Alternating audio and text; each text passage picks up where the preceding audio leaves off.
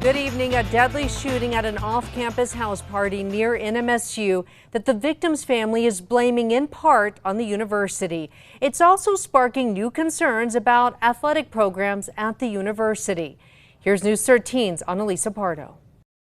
Jessica, Nico Gonzalez's family says he was looking forward to raising his son and helping the community.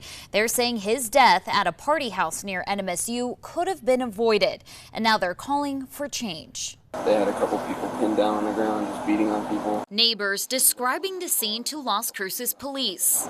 And then I heard about, I would say, 8 to 10 shots. When a house party in July of 2021 ended in 23-year-old Nico Gonzalez shot to death. Gonzalez, who heard about the party on social media, arrived with some co-workers.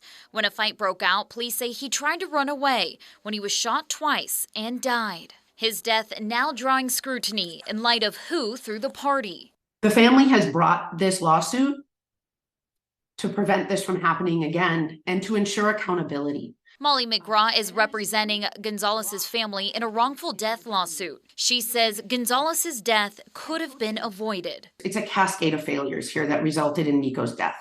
The lawsuit names NMSU, the organization UDA that runs a soccer program at the university, and that program's head coach, Taylon Drake. According to the lawsuit, NMSU and UDA entered a joint venture in 2019. Under its agreement, all employees and agents of UDA are subject to NMSU policies and guidelines. Police say it was student athletes in that program who lived at that house, which was owned by their head soccer coach, Taylon Drake.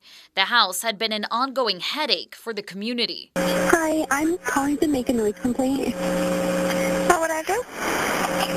On 1825 Chabato Street.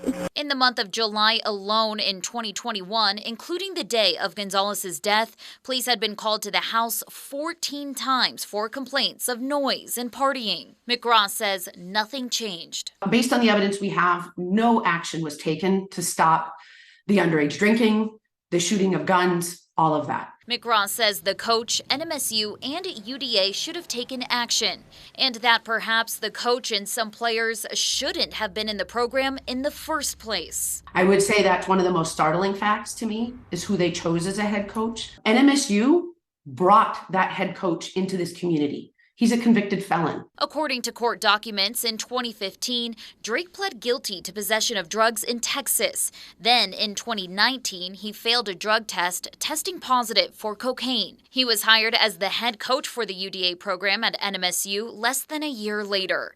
NMSU declined an interview, but according to its website, Drake is still employed in the program. It's very upsetting to the family to see that they have taken no action to make sure further harm does not happen in this community. Also, Elias Ordonez, one of the program's student athletes who was living at the house, was a fugitive out of Ohio, wanted for an armed robbery in 2020. After the shooting, police searched the home and found guns improperly stored at the house, accessible to Ordonez. If NMSU and UDA didn't know, they should have known. They have a responsibility to make sure they choose appropriate people to serve in these roles. This isn't the first time the university and its athletics have come under scrutiny.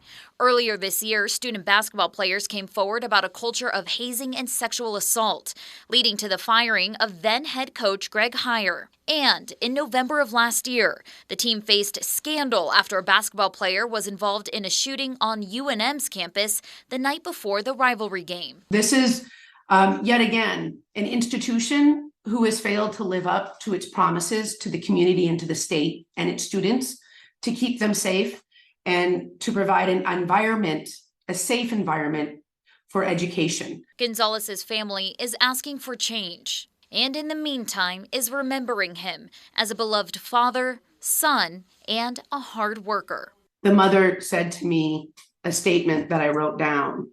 Nico would want us to expose this wrongdoing. Nico was about good, and I thought that spoke volumes. Annalisa Pardo, KRQE, News 13. NMSU says it does not comment on pending litigation and did not agree to an interview about its UDA program. 2 people were charged and one has since been convicted for the shooting that killed Gonzalez.